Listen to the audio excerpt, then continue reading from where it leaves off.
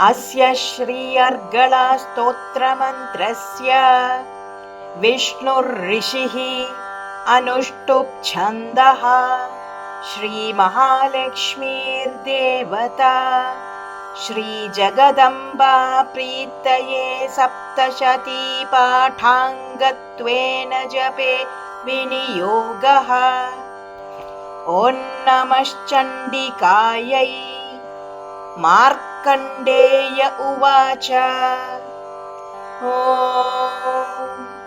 जयन्ती मङ्गला काली भद्रकाली कपालिनी दुर्गा क्षमा शिवा धात्री स्वाहा स्वधा नमोऽस्तु ते। जय त्वं देवी चामुण्डे जय भूतार्तिहारिणी जय सर्वगते देवी कालरात्रि नमोऽस्तु ते। मधुकैटभविद्राविविधातृवरदे नमः। रूपं देहि जयं देहि यशो देहि द्विषो जहि महिषासुरनिर्नाशि भक्तानां सुखदे नमः। रूपं देहि जयं देहि यशो देहि द्विषो जहि रक्तबीजवधे देवि चण्डमुण्डविनाशिनी रूपं देहि जयं देहि यशो देहि द्विषो जहि शुम्भस्यैव निशुम्भस्य धूम्राक्षस्य च मर्दिनी रूपं देहि जयं देहि यशो देहि द्विषो जहि वन्दिताङ्घ्रियुगे देवि सर्वसौभाग्यदायिनी रूपं देहि जयं देहि यशो देहि द्विषो जहि अचिन्त्यरूपचरिते सर्वशत्रुविनाशिनी रूपं देहि जयं देहि यशो देहि द्विषो जहि न तेभ्यः सर्वदा भक्त्या चण्डिके दुरितापहे रूपं देहि जयं देहि यशो देहि द्विषो जहि स्तुवद्भ्यो भक्तिपूर्वं त्वां चण्डिके व्याधिनाशिनी रूपं देहि जयं देहि यशो देहि द्विषो जहि चण्डिके सततं ये त्वामर्चयन्तीह भक्तितः रूपं देहि जयं देहि यशो देहि द्विषो जहि देहि सौभाग्यमारोग्यं देहि मे परमं सुखम्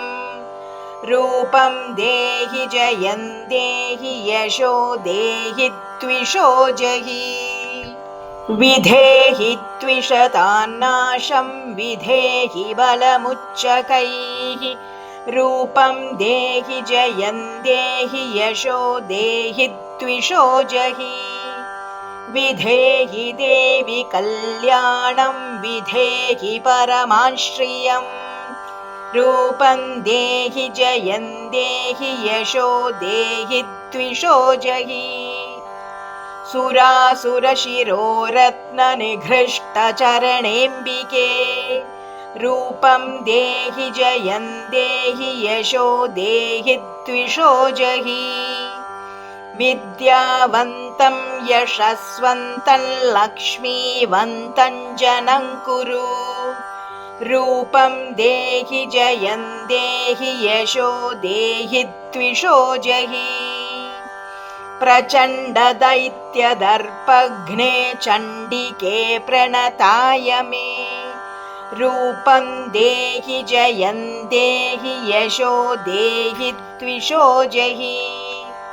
चतुर्भुजे चतुर्वक्त्रसंस्तुते परमेश्वरी रूपं देहि जयं देहि यशो देहि द्विषो जहि कृष्णेन संस्तुते देवी शश्वद्भक्त्या सदाम्बिके रूपं देहि जयं देहि यशो देहि द्विषो जहि हिमाचलसुतानाथ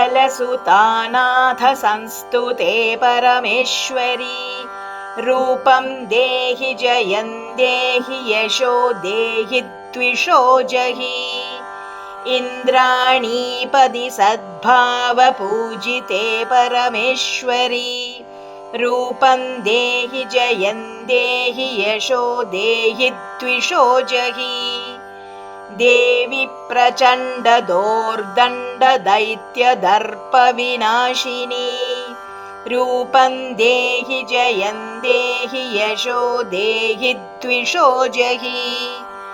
देवि भक्तजनोद्दामदत्तानन्दोदयेऽम्बिके